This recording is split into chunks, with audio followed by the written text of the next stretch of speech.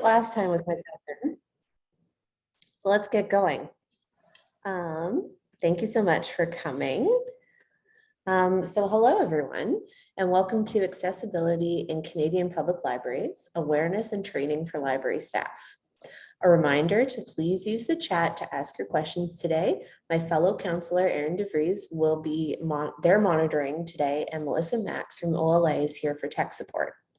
Cameras are completely optional for all of today's sessions. So without further ado, I would like to welcome Lori and Daniela to chat a little bit about accessibility in Canadian public libraries. Thank you. Thank you so much. Good afternoon, everyone. Thank you for having us here. And thank you for your interest in our presentation, Accessibility in Canadian Public Libraries, Awareness and Training for Library Staff. My name is Daniela Levy-Pinto. I am the project coordinator with NNELS, and I am co-presenting with Lori Davidson. Who we are, NNELS is the National Network for Equitable Library Service, and it is a national digital public library for books in accessible formats for people with print disabilities in Canada, and an advocate for an equitable and accessible reading ecosystem in Canada.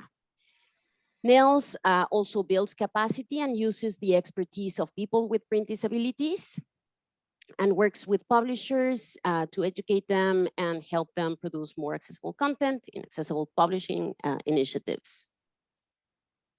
Thanks, Daniela. And my name is Lori Davidson, and I'm the Executive Director at CELA, the Center for Equitable Library Access.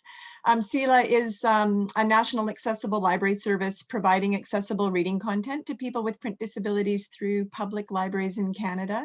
So we produce and distribute materials in accessible formats, and we distribute both physically and digitally, and that includes audio, braille, and ebooks. So first, some background. In Canada, in 2018, there was the alternate format materials working group report. The group had representatives of libraries, the publishing industry, federal government, and also consumer organizations for people with print disabilities. And this report looked at the gaps and opportunities in relation to accessible formats and advances in technology, and also looked at the role of government and government services in producing and providing these materials.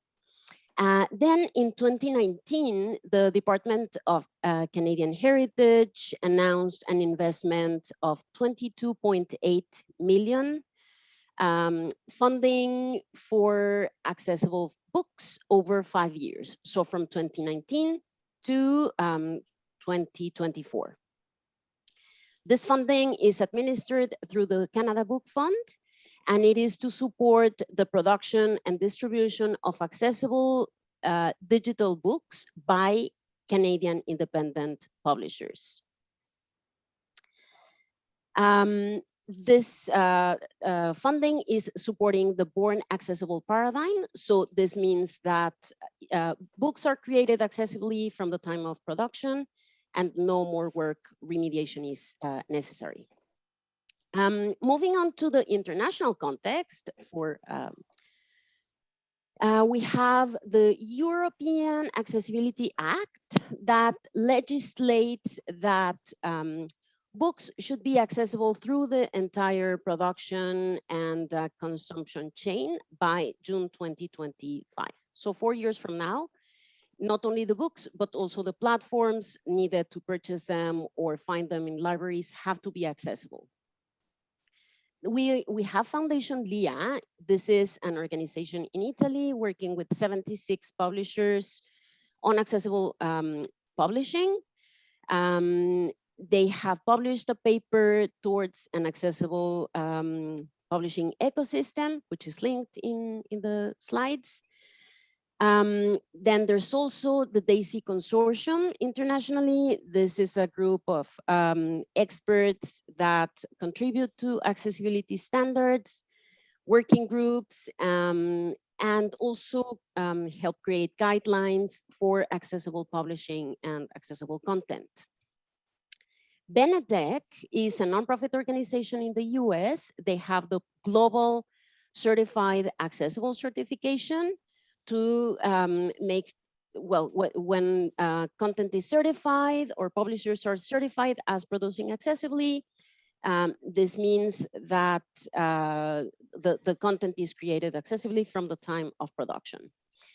And then there's also the Marrakesh Treaty internationally. This is an international treaty administered by the World Intellectual Property Organization. The aim of the treaty is to facilitate the exchange of published works in accessible formats for people with print disabilities worldwide. As of January 2021, 105 countries have joined or ratified the treaty. So now I would like to pass it to Lori.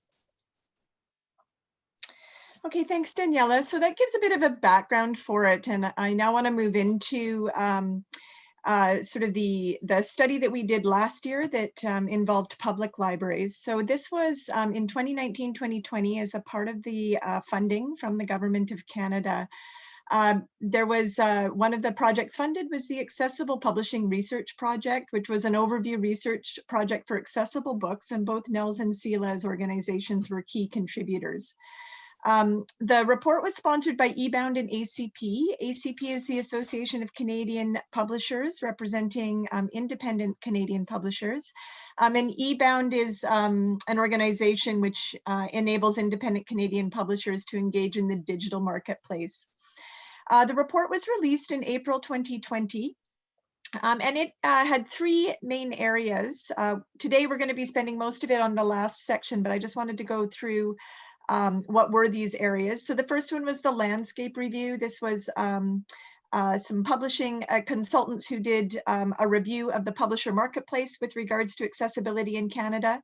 There was also done by NNELS was a reader perspective, which included the results of a user survey of people with print disabilities and what their reading needs and preferences were. The second piece was a standards and certification piece, which was looking into what the national publishing industry recommendations towards certification for accessibility on their content and how to make sure that content was accessible from the get-go, so born accessible. And the final piece was training and awareness. And the training and awareness piece focused in two areas. One was what were the needs of publishers in training and awareness? And the second part of this report was what are the needs for public libraries with regards to training and awareness in regards to accessibility to ensure that public library services, operations, and how they offer up their collections of ebooks and audiobooks could be accessible. So the focus on this report, I'll just talk a little bit about the work that we did in preparing our piece for this report, is our focus was to focus on how public libraries can work towards ensuring all aspects of mainstream library services, so both physical and digital, are inclusive and accessible. And so we wanted to look at the training needs, and we started out by wanting to look at how to include accessible books in all aspects of a library's workflow. So this could include procurement and acquisition of the books, the accessibility of the digital offerings, the metadata and cataloging, the staff training and awareness that was required, and also the public services to end users. What we discovered as we moved through this project is that there's no one-size-fits-all solution. Our public libraries across the country are quite varying between rural and urban, some very large, some very small, lots of other different kinds of different provinces do different things in terms of support. And so we needed to look at that, at the whole landscape of what were the needs of accessibility. I think it is important to note that accessibility historically and even now is often done really as a part of a separate service. the library or as a separate organization. So for instance, the library might have a homebound services department. They might use CELA's repository or NNELS' repository to access accessible books. And really in this framework, it really is a separate service that we're offering. In terms of public libraries in this project, we wanted to really look at how accessibility, what were the needs of libraries to make sure that accessibility was considered from the get-go in all of the offerings of the mainstream services of the library. So the challenge is to envision new ways to provide inclusive and mainstream services for people with print disabilities that has accessibility built into it from the get-go. So in this report, we did interviews with 17 different librarians or library staff across the country. These were folks who worked in public libraries or public library organizations. It was a cross-section of people that we interviewed that were either involved in accessibility already in their libraries or were involved in collections and collection development. That's who we focused on in this first round. And the purpose of the phone interviews was to help identify the awareness and training needs and where were the gaps in the areas of accessibility, with a particular emphasis on the accessible ebooks and audiobooks and how they were used throughout the entire process of sort of library services, programming, and collection development. From the report, we outlined a multi-year training and awareness strategy for library staff, and we concentrated in the following 7 areas. I'm just going to briefly go through each one of these areas to kind of identify what were the areas in each, or what were the specific needs in each of these areas where there was gaps in training and gaps in the awareness of library staff, and what were the needs for training. So the first one was the training for public services staff. In this regard, public services is anything basically that is focusing on the direct interaction with the library's community. So it could be programming, reference services, any training sessions, readers advisory, etc. And in this, the main training needs were really to make sure that staff were aware of the accessibility features of all the different offerings, all the different digital platforms such as Overdrive or say lynda.com, really focusing on making sure that staff were aware on how to create programming and also provide instruction on digital resources to make sure that the methods and tools used were accessible. Understanding the different technologies, including the software and hardware and assistive technologies, and also making sure that in the development of library outreach programs, that they were working and reaching out to users with print disabilities. The second area identified was in the area of hardware, software, and assistive technology. This is technology is always a rapidly changing landscape, and to keep on top of what is all the new hardware and software and assistive technologies out there that users can use or that users with various disabilities use in order to access content. So this one is really about training for staff to keep on top of all of these different changes in software to be able to make appropriate recommendations to their users. And it's also about being aware of what are the funding opportunities, say from governments or other programs that they can share with users of their libraries to let them know how folks can get assistance with accessing some of this technology. The third area was in the accessibility of websites, catalogs, and apps. This, of course, is the sort of the digital gateway to the library to ensure that all of the offerings that the library offers are accessible. So training needs here were about how to build a well-structured, accessible website, being able to understand how to evaluate accessibility in all the different library apps and web interfaces that have been, say that the library licenses or gets from third-party vendors. There was a need to understand the legislative requirements with regards to accessibility. This is not only at the provincial and territorial level, but also at the federal level. Another area just that was identified as being important and is the fact that many libraries will need this to access the same resources. So the idea of building a national-wide shared training repository that included training materials as well as resources on accessibility. Another was much more information to help with selection, acquisition, and licensing around accessibility. This could include a matrix or rubrics for accessibility evaluation. It could include guidelines for how to advocate with vendors to make sure accessibility is built into products.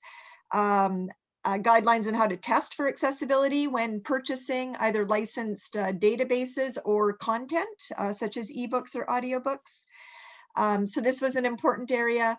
And then the final area that it was identified was the need for technical services staff to understand accessibility metadata and the importance of it, how to use it, how to access it.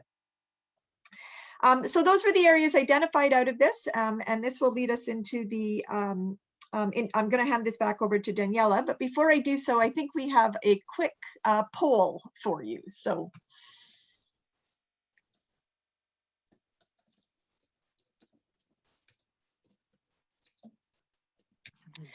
what library areas are of the most interest to you with regards to accessibility? And there's a number of different areas that we've outlined here. So this is just interesting to see who the folks are in the audience, and also, yeah, what areas are of most interest.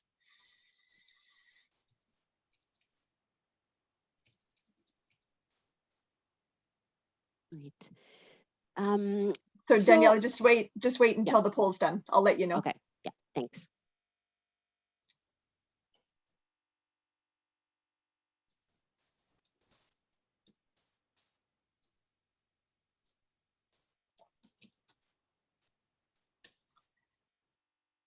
Okay, so I think we've got the poll results now. So I'll just sort of highlight this and then I'll pass it over to you, Daniela. It looks like the highest percentage of people interested in the public service aspect, that's at 68%. 61% is library websites, interfaces, and apps. And then it looks like the next highest one is knowledge and around assistive technologies, such as screen readers and braille displays, etc. Okay. Thanks all. Great. Thank you, Lori. So after we conducted this research, then the next step is we have started a new project coming from this. And the project is the Public Libraries Accessibility Resource Center, or PLARC. And this is a project that NNELS and CELA are co-leading with eBound. The project has support from the government of Canada, and this first stage that we're now in is from February 2021 to September, the end of September. And the stage includes the formation of an advisory committee, a nationwide library survey on accessibility, and the beginning of the creation of the resource center or website and the resources. So the advisory committee for PLARC, this is very important because a key piece of the project is to consult with the library community and other related stakeholders to understand training and awareness needs. The members of the advisory committee for PLARC advise and share their expertise and their unique experiences in the role working at the library. They also review documentation and materials related to the project, share survey results and information with their networks, and participate in monthly meetings. Now, in this advisory committee, there is a good variety of different library roles, geographic diversity, and also types of libraries. So there's urban and rural libraries, indigenous libraries, and representation of most Canadian provinces. There are 12 members in the advisory committee, plus 4 staff from NNELS and CELA. Now, moving on to the PLARC survey, this is a nationwide anonymous survey on accessibility in public libraries for library staff in both English and French. The survey has skip logic to take people working on different roles to different sections of the survey. It is currently open, so if you haven't, please fill it out. It closes next Sunday, and the survey will help us identify training needs, gaps in all areas of operations of the library, and also help identify preferred ways of learning about the different areas. And some, well, so far we have over 400 responses, actually 450 as of this morning and counting, so this is great. For each section as well, we have, my screen reader is talking to me, sorry. So for each section, we have questions about the preferred training resources for professional development on the different areas. And I will first talk about some of the most preferred training resources so far, and then we'll do a poll. So far, the most popular resources are guidelines, checklists, webinars, tutorials, and toolkits. So let's do the second poll now, which it is essentially for the audience to let us know which are your preferred ways of learning about accessibility.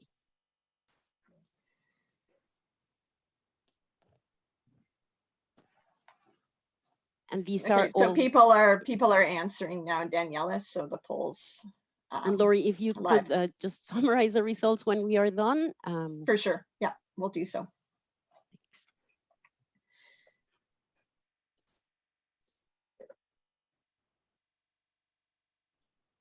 We'll see if this audience matches what are so far we've seen in the survey or not.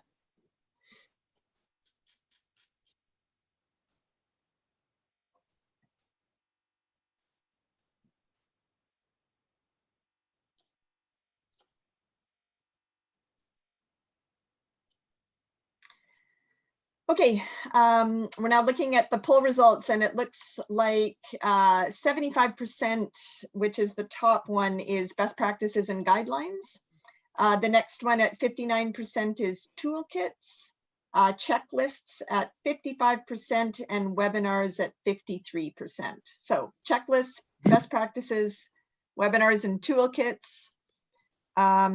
So yeah, it looks like that matches pretty much what we've seen so far in the survey. So thanks everyone. It's always fun to see you know, the live results of a poll. Okay, so Daniela, you can go on to the next slide. Thank you, Lori. And yeah, so moving on to the next piece, this is the creation of the resource center for PLARC, or essentially a website, which will contain some of the, well, the training resources. So you have the two domains, accessiblelibraries.ca in English or bibliosaccessible.ca in French. The end goal of the project is to create, of course, this nationwide resource center, which will consolidate information and resources for all the different areas in the library. Of course, accessibility is a major consideration in this website. We want all the content also to be accessible because, of course, anyone who has a disability may also need access to this.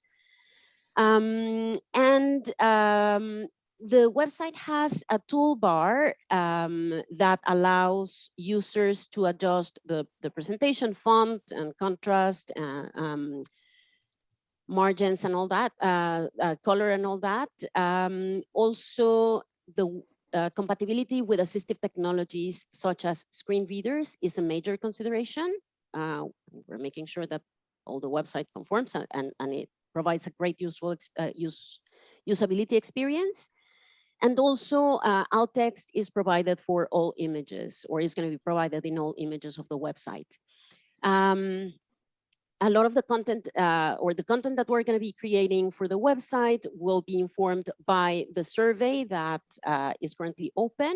So depending what people need and what is currently available, we will also be creating resources, and they will also be accessible. We are pursuing multi-year funding for later stages of the project, and we believe it is a very exciting project, very necessary to ensure that all areas in the library are accessible. And this concludes our presentation. Thank you very much for your interest as well, and we look forward to your questions. Thank you so much. Does anybody have any questions? Erin?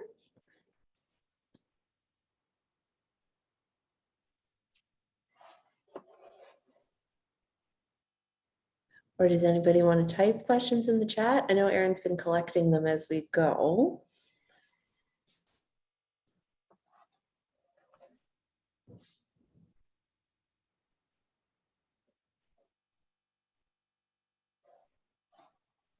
Seeing none, maybe I will do my blurb, and then if people have questions for the last couple of seconds that we're in here, you can pose them. Okay, so let me give my little blurb. Thank you for joining today's session. A reminder that a recording will be posted by the end of the week. We'll now have a short break and be back at 12:45. And please review your program for these Zoom links. And by all means, throw out some questions if you got them. And I will say that if folks, the survey is still open. So if you are in a public library and it doesn't matter what your role is, we're actually interested in hearing from everyone, regardless of their role. So please feel free to fill out our survey. And also if you're wanting to keep up to date on the project, feel free to join our mailing list. You can do that by visiting accessiblelibraries.ca.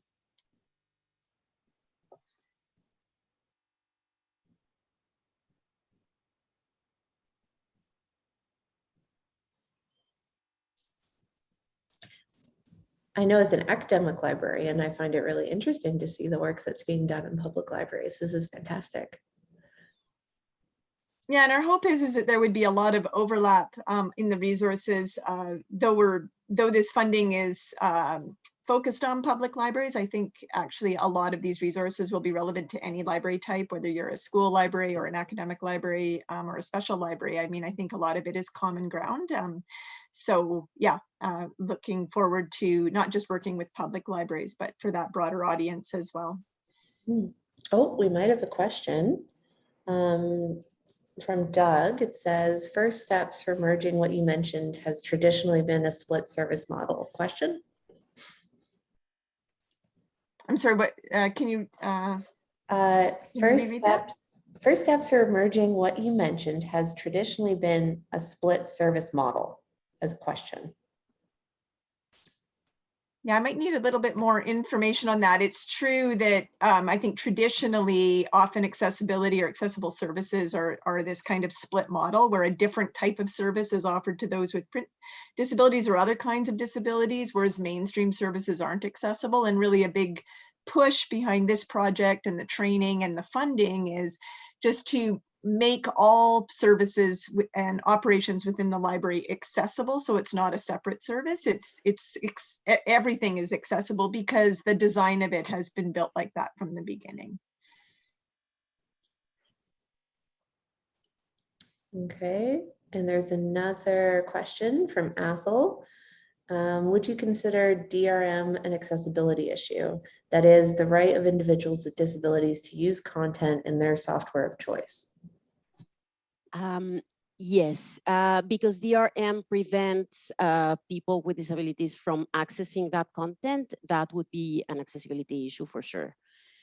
There are some efforts and alternatives to DRM being looked at in Europe through the EDR lab. And like there are other alternatives. Protecting rights is important, but not at the expense of preventing people from others from accessing that content. The right to information is a human right.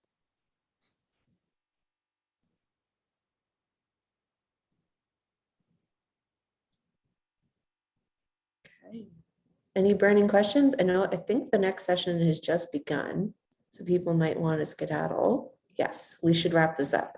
Okay, thank you so much, Lori and Daniela. And thank you for attending DO, and looking forward to seeing you in more of the sessions this afternoon. Bye, everyone. Thanks, everyone. Thank you.